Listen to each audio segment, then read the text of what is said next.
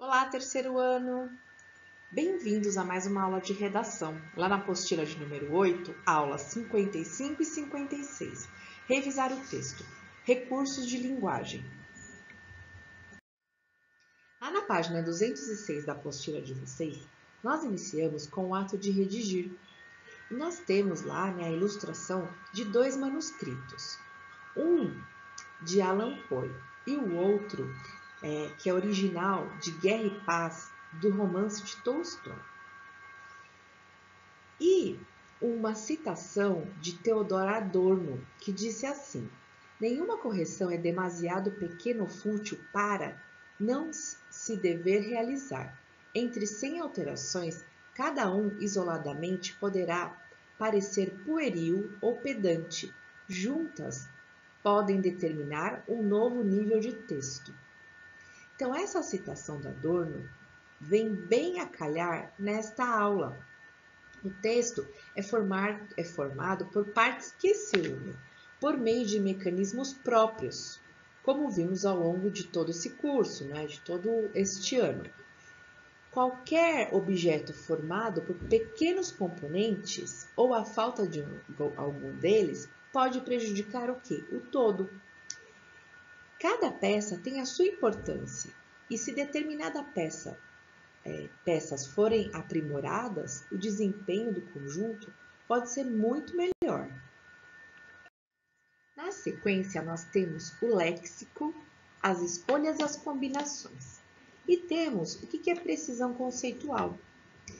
Ao construir um texto, deve-se estar sempre atento às possibilidades da língua. Para que o texto seja coeso e coerente, é preciso sempre selecionar as palavras que traduzam com exatidão as ideias do produtor. Essas escolhas são determinadas pelos tipos de textos a serem produzidos. Textos mais objetivos trabalham com linguagem mais denotativa, mais correta, mais cara de dicionário. Textos mais subjuntivos são mais afetivos às conotações. Temos também os valores inscritos no texto. As palavras carregam valores. Podem ser pejorativas ou apreciativas. Podem se modificar ao longo do tempo ou até se conservar. O enunciador deve estar atento a isso. Em sua produção textual, é necessário evitar palavras que expressam preconceito ou fazer generalizações equivocadas muitas vezes. Quanto à sonoridade, a produção textual leva em conta a sonoridade das palavras. Em textos poéticos, essa sonoridade é responsável por rimas. Nos textos dissertativos é necessário evitá-las, pois produzem ecos. Quanto às imagens do enunciador e denunciatário. Ao construir um texto, o enunciador deve ter consciência de fazer parte de um jogo linguístico. Criar uma imagem de si, que é transmiti-la ao enunciatário, a quem ele se destina, e criar também uma linguagem de enunciatário ao colocá-lo como participante dessa interlocução. Nós passamos o ano todo, fazendo produções de texto. Depois das produções, nós tínhamos aquele checklist para verificar e revisar se nós colocamos tudo adequadamente. Então, esse processo, ele existe nos vestibulares também. Vamos falar um pouco sobre alguns itens, referente a essa revisão de textos. O perigo do tangenciamento do tema. Vocês já ouviram falar daquela expressão que diz assim, ele saiu pela tangente? Pois é um perigo. Ainda que o maior temor do candidato seja a fuga ao tema, o tangenciamento ou a barriga argumentativa, que a gente costuma falar, é mais frequente e pode levar à perda de muitos pontos na redação. Então, é imprescindível verificar se todas as partes do texto estão colaborando para a análise do texto proposto pela banca examinadora, ou se informações secundárias estão tomando o espaço das informações principais. Como que eu faço para administrar erros e acertos? A correção gramatical, a coesão, a coerência, né? E a permanência dos argumentos devem sempre ser verificadas. O treinamento da produção textual, ele é feito de erros e de acertos. Então, é preciso ter humildade para corrigir os nossos erros, mas também tornar-se consciente de acertos, a fim de sempre repeti-los. Quanto à redundância e à seleção de informações, há basicamente dois tipos de produtores de textos: aqueles que pecam pelo excesso e os que pecam pela falta. Para os que pecam pelo excesso, não há informação que não pareça fundamental para a análise do tema, e o texto vai além do limite máximo de linhas. Para os que pecam pela falta, é um trabalho dantesco preencher o limite mínimo. Então, para os dois casos, a mesma instrução é selecionar melhor as ideias, controlando sempre as prioridades. Outro item importante é o senso comum, o modo de dizer e o dito. Então, considerando que os vestibulares têm idades, currículos escolares e universos culturais parecidos e uma mesma proposta de produção textual, o risco de os textos serem muito parecidos quanto ao conteúdo é grande. Mas a expressão pode e deve ser diferenciada, então é necessário investir no modo de dizer, para que haja valorização do que foi dito. Outro item é derrubando mitos. Não bastasse a real dificuldade que a escrita impõe, ainda criam-se mitos em torno dela. Vamos à verdade. Letra feia é legível? Poucas linhas pode ser sinal de objetividade? Rasuras podem ser despontadas? De jeito nenhum, né? Então, vamos prestar atenção em relação a isso. Então, lá na página 207 da apostila de vocês, vamos iniciar com os exercícios. Exercício 1. Reproduzimos a seguir na íntegra e sem alteração a dissertação de um candidato ao vestibular da Unicamp de São Paulo, que foi anulada. E foi anulada por quê? Por conta de tantos erros, né?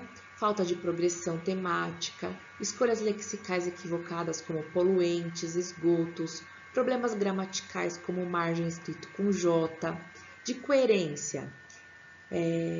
Verifique que a trajetória do rio, como que o aluno coloca a trajetória do rio? Em São Paulo, nós temos mais de 460 anos, né? E em Itu não há hidrelétrica. Então, vamos à leitura.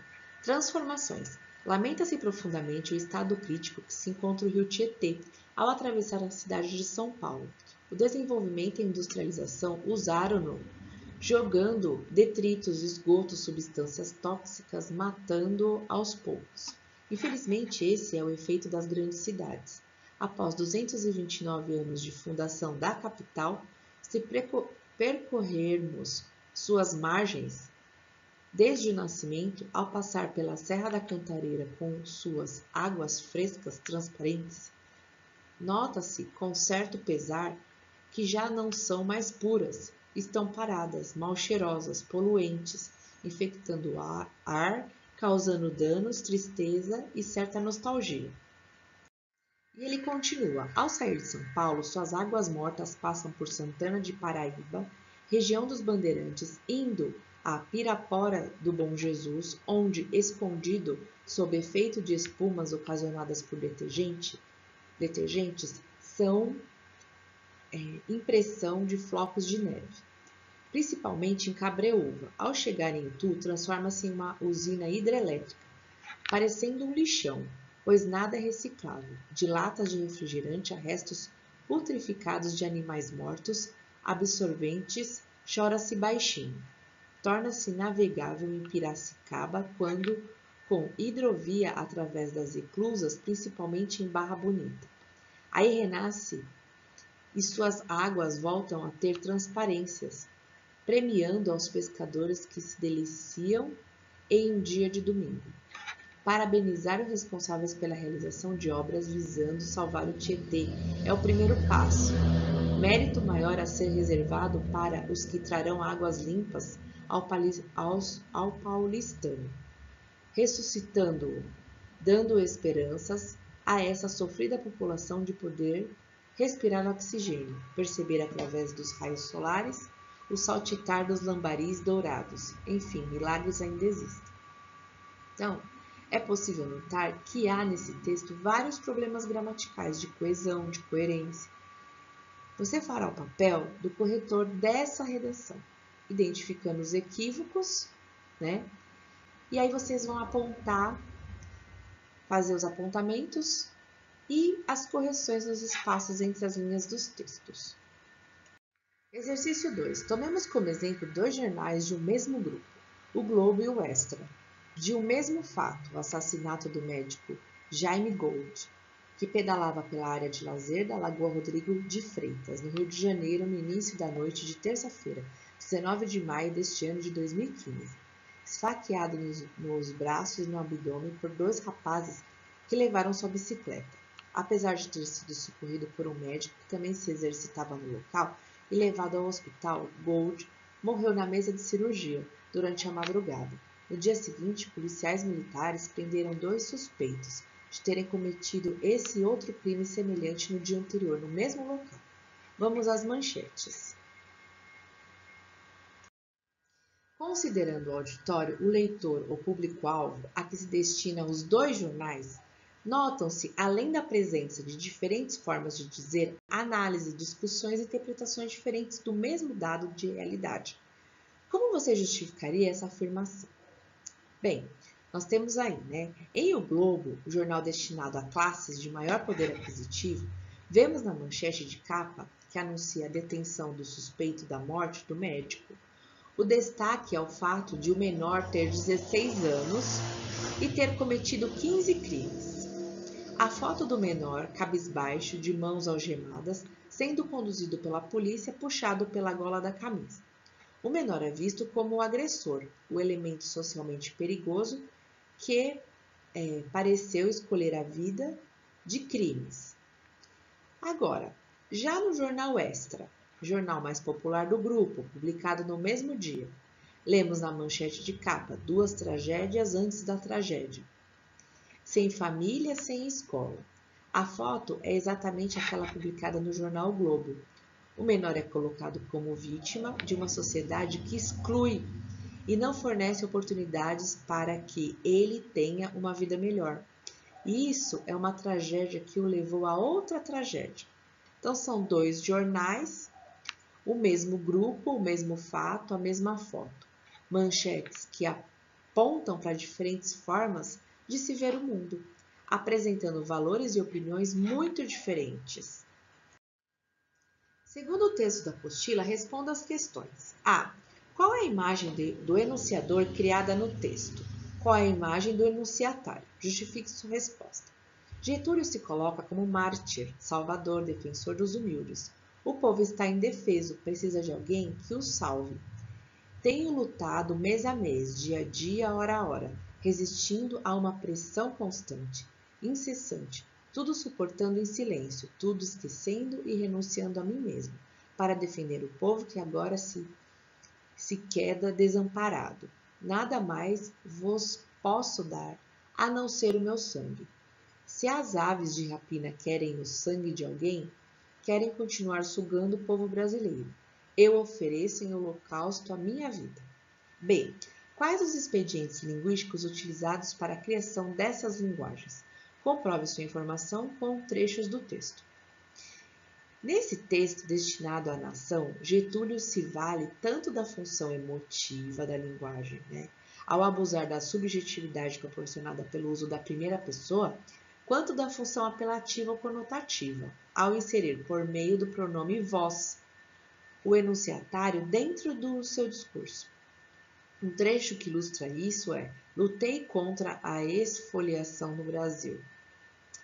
Expoliação no Brasil. Lutei contra a expoliação do povo. Tenho lutado pelo peito aberto, o ódio, as infâmias, a calúnia. não abateram meu ânimo, e vos dei a minha vida.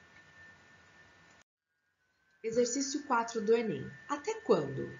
Não adianta olhar para o céu com muita fé e pouca luta. Levanta aí que você tem muito protesto para fazer. E muita greve você deve, pode crer. Não adianta olhar para o chão, virar a cara para não ver. Se liga aí que te botaram numa cruz e só porque Jesus sofreu, não quer dizer que você tenha que sofrer. Gabriel Pensador. Seja você mesmo. E a pergunta é: as escolhas linguísticas feitas pelo autor conferem no texto.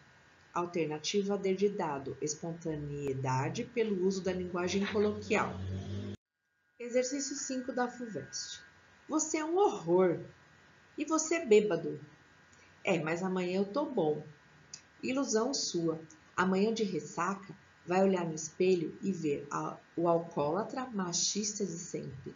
Vai repetir o porre até perder os amigos, o emprego, a família e o autorrespeito. Perco a piada, mas não perco a ferroada. A tirinha tematiza questões de gênero masculino e feminino, com base na oposição entre o quê? A alternativa correta é a A, permanência e transitoriedade.